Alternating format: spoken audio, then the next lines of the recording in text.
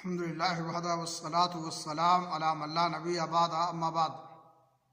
اسلامی بھائیوں، زبان کی حفاظت اور اس کا صحیح استعمال اثبت ضروری ہے، ورنہ یہ انسان کو تباہی اور بربادی کے گڑھے میں ڈال دے گی۔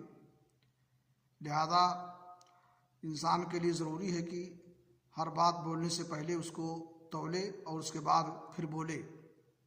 صحیح بخاری شریف کی حدیث ہے، رسول اکرم صلی اللہ علیہ وسلم نے فرمایا: ان العبد لیتکلم بالکلمۃ من رضوان اللہ لا یلقی لها بالا یرفعہ اللہ بها درجات، وان العبد لیتکلم بالکلمۃ من سخط اللہ لا یلقی لها بالا یہوی بها فی جہنم۔ انسان کوئی بات کہتا ہے جو اللہ رب العالمین کی رضامندی کی ہوتی ہے اور وہ اس کی طرف توجہ نہیں دیتا ہے، لیکن اللہ رب العالمین اس کی وجہ سے اس کے درجات کو بلند فرماتا ہے۔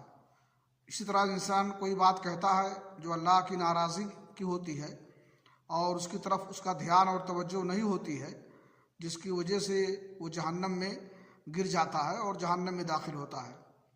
اس لیے زبان اللہ رب العالمین کی نعمت ہے، اس کو صحیح طور پر ہمیں استعمال کرنا چاہیے اور اس کی حفاظت کرنی چاہیے۔